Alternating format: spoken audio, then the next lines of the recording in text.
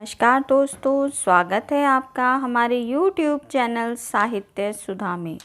दोस्तों, जैसा कि आप सभी जानते हैं कि हम हिंदी विषय से UGC नेट JRF 2022 की परीक्षा की तैयारी कर रहे हैं, जिसमें हम यूनिट 7 को पढ़ रहे हैं। यूनिट 7 कहानियों की यूनिट है, जिसमें 21 कहानियों को शामिल किया गया है। दोस्तों, यूनिट 8, 9 और 10 हम पढ़ चुके हैं। यदि आप भी उन्हें पढ़ना चाहते हैं तो उनकी प्लेलिस्ट का लिंक मैं अपने डिस्क्रिप्शन बॉक्स में दे दूंगी, तो आप भी उन्हें देख सकते हैं। दोस्तों, बात करते हैं आज के विषय की। आज की हमारी कहानी है राही, जिसकी लेखिका सुभद्रा कुमारी चौहान जी हैं। दोस्तों, कहानी से पहले हम सुभद्रा कुमारी चौहान जी की संक्षिप्त जीवनी तथा उनकी रचनाओं के विषय में जान लेते हैं, जो कि परीक्षा के दृष्टिकोण से बहुत उपयोगी है। सुभद्रा कुमारी चौहान जी का जन्म जो है वो 16 अगस्त 1904 को हुआ था। इनका जन्म नाग पंचमी के दिन इलाहाबाद के निकट निहालपुर गांव में एक संपन्न परिवार में हुआ था। 1913 में जब वे 9 वर्ष की थी, तभी उनकी पहली कविता प्रयाग से निकलने वाली पत्रिका मर्यादा में प्रकाशित हुई थी। यह कविता सुभद्रा कुंवरी के नाम से छपी थी। कहते हैं कि सुभद्रा जी ने यह कविता नीम के पेड़ विषय पर लिखी थी। सुभद्रा चंचल और कुशाग्र बुद्धि की थी। सुभद्रा कुमारी और महादेवी वर्मा दोनों बचपन में सहेलियां थीं। 9वीं कक्षा के बाद सुभद्रा कुमारी की पढ़ाई छूट गई थी। शिक्षा समाप्त करने के बाद सन 1919 में नवलपुर के सुप्रसिद्ध ठाकुर लक्ष्मण सिंह जी के साथ उनका विवाह हो गया था। सुभद्रा कुमारी बचपन से ही बहादुर और विद्रोही प्रवृत्ति की थी। गृहस्थी और नन्हे नन्हे बच्चों का जीवन संवारते हुए उन्होंने समाज और राजनीति की सेवा की। 1920 और 21 तक सुभद्रा कुमारी और लक्ष्मण सिंह अखिल भारतीय कांग्रेस कमेटी के सदस्य रहे। 1922 में जबलपुर में जो झंडा सत्याग्रह हुआ था, वह देश का पहला सत्याग्रह माना जाता है, जिसमें सुभद्रा कुमारी जी पहली महिला सत्याग्रही थीं। रोज़ रोज़ सभाएं हुआ करती थी, जिसमें सुभद्रा कुमारी जी भी बोलती थीं। टाइम्स ऑफ इंडिया के संवाददाता ने अपनी एक रिपोर्ट में उनका उल्लेख लोकल सरोजिनी कहकर किया था। लक्ष्मण सिंह जैसा जीवन साथी और माखनलाल चतुर्वेदी जैसा पथ प्रदर्शक पाकर वे स्वतंत्रता के राष्ट्रीय आंदोलन में बराबर रूप से सक्रिय रही थीं। कई बार वे जेल भी गईं। जलियांवाला बाग नृशंस हत्याकांड से उनके मन पर गहरा आघात लगा। उन्होंने 3 अग्नेय कविताएं लिखी। उस घटना के बाद सुभद्रा कुमारी चौहान की जीवनी उनकी पुत्री सुधा चौहान ने मिला तेज से तेज नामक पुस्तक में लिखी है। इसे हंस पत्रिका इलाहाबाद से प्रकाशित किया गया। इनकी जो रचनाएं हैं वो बहुत अधिक हैं। सभी रचनाओं को कहना थोड़ा मुश्किल है छोटी वीडियो में, तो इनकी रचनाओं को मैं किसी अलग वीडियो में आपको बताऊंगी। अभी हम थोड़ी इनकी प्रसिद्ध रचनाओं को जान लेते हैं। सुभद्रा कुमारी चौहान ने 88 यानी 88 कविताएं और 46 कहानियों की रचना की है।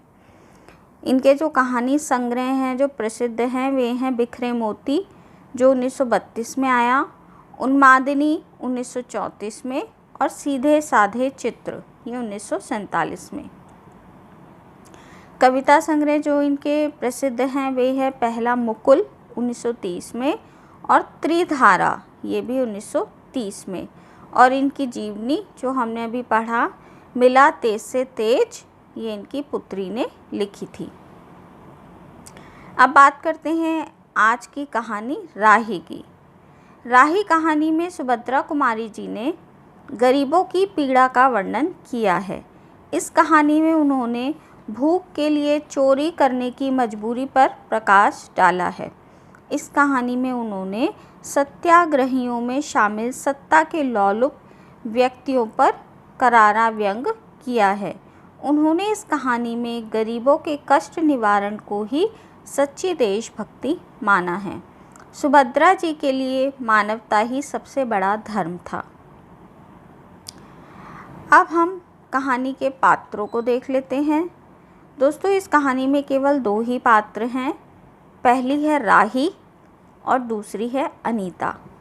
राही जो कि एक गरीब औरत है जिसे चोरी के जुर्म में कैद हो गई है, यानी वह जेल में बंद है। दूसरी है अनीता, एक अमीर घर की महिला जो स्वतंत्रता संग्राम में क्रांतिकारी गतिविधियों के कारण जेल गई है। अब कहानी को देख लेते हैं। दोस्तों, कहानी को शुरू करने से पहले मेरा आपसे अनुरोध है कि यदि आपको मेरी वीडियो अच्छी लगे तो मेरे चैनल को सब्सक्राइब करना ना भूलें। वीडियो को पूरा देखें, लाइक और शेयर भी कीजिए। साथ ही बेल आइकन को भी दबा दें ताकि मेरी आने वाली सभी वीडियो की नोटिफिकेशन आपको मिल सके।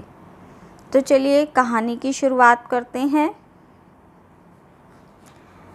सुभद्रा कुमारी चौहान एक राष्ट्रीय चेतना की रचनाकार थीं। इस कारण उन्होंने कई दफ़ा कारागारों में भी समय बिताया है। इस कहानी में उन्होंने अपने उसी समय के अनुभवों को लिखा है। भीख मांगने वाली मांगरोरी जाति से संबंध रखने वाली राही की यह कहानी है, जो भूख मिटाने के लिए चोरी के आरोप में हवालात जाती है।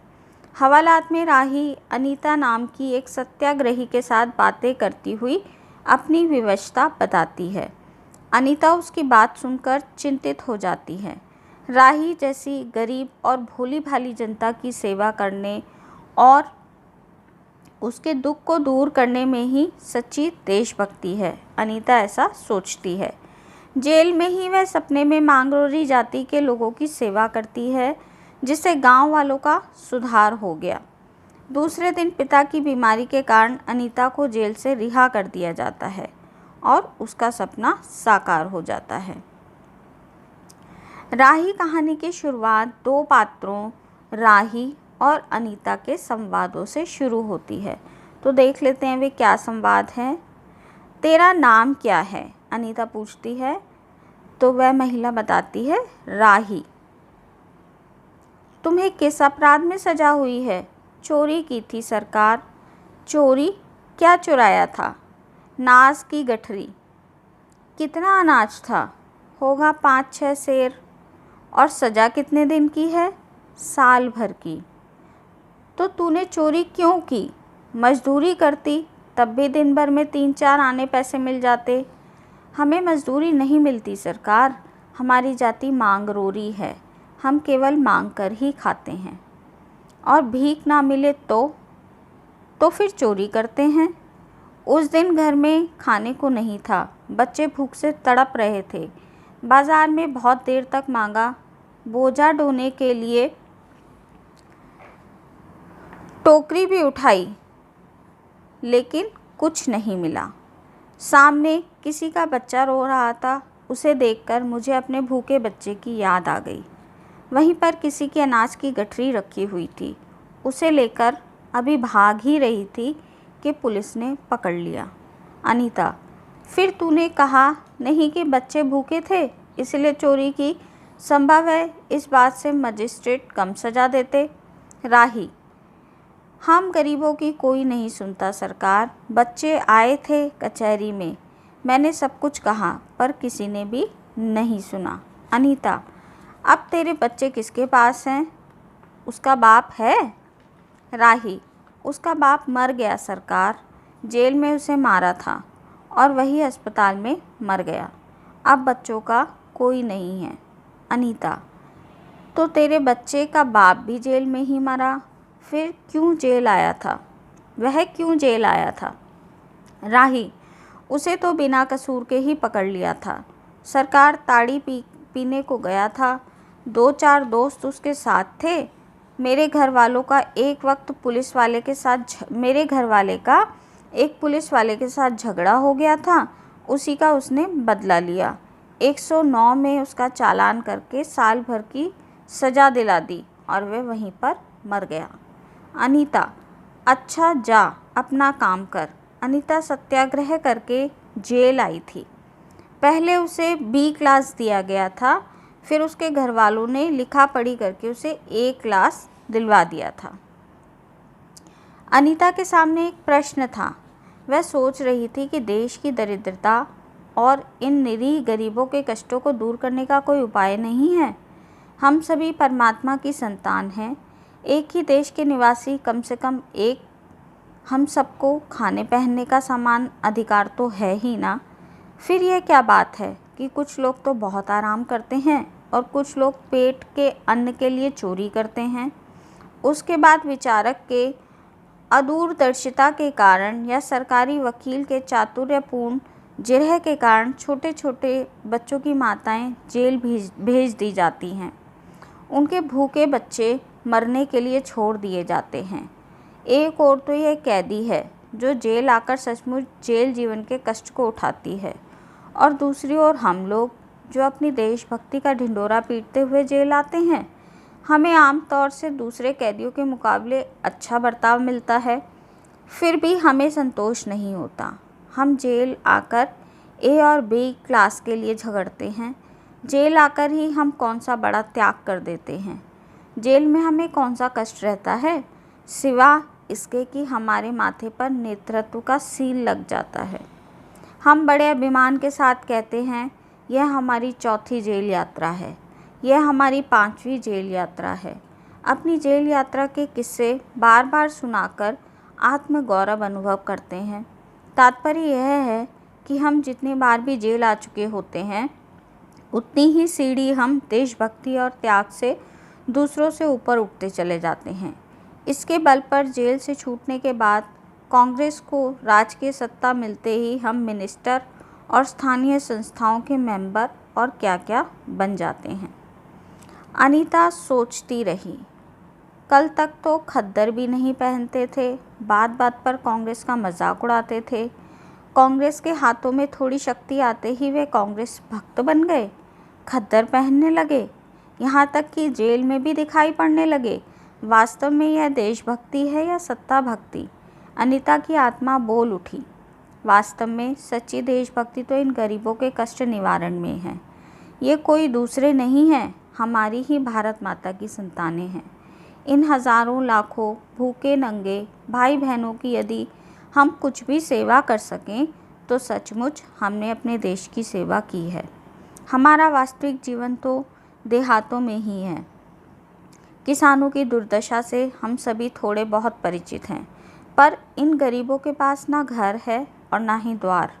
अशिक्षा और अज्ञानता का इतना पर्दा कि इनकी आंखों पर है कि होश संभालते ही माता पुत्री को और सास बहू को चोरी करने की शिक्षा दे देती है, और उनका यह विश्वास है कि चोरी करना और भीख मांगना ही उनका काम है। इससे अच्छा जीवन बिताने की वह कल्पना भी नहीं कर सकते। आज यहाँ डेरा डाले तो कल कहीं और चोरी की, बचे तो बचे, नहीं तो फिर 2 साल के लिए जेल। क्या मानव जीवन का यही लक्ष्य है? लक्ष्य है भी अथवा नहीं? यदि नहीं है तो विचार आदर्श की उच्च सतह पर टिके हुए हमारे जननायकों और युग पुरुषों की हमें क्या आवश्यकता है? इतिहास, धर्म, दर्शन, विज्ञान, ज्ञान का कोई अर्थ नहीं होता, पर जीवन का लक्ष्य है, अवश्य है। संसार की मृग मरीचिका में हम लक्ष्य को भूल जाते हैं। सतह के ऊपर तक पहुंच पाने वाली कुछ एक महान आत्माओं को छोड़कर सारा जन समुदाय संसार में अपने को खोया हुआ पाता है। कर्तव्य अकर्तव्य का उसे ध्यान नहीं, सत्य असत्य की समझ भी नहीं है। अन्यथा मानवीयता से बढ़कर कौन सा मानव धर्म है?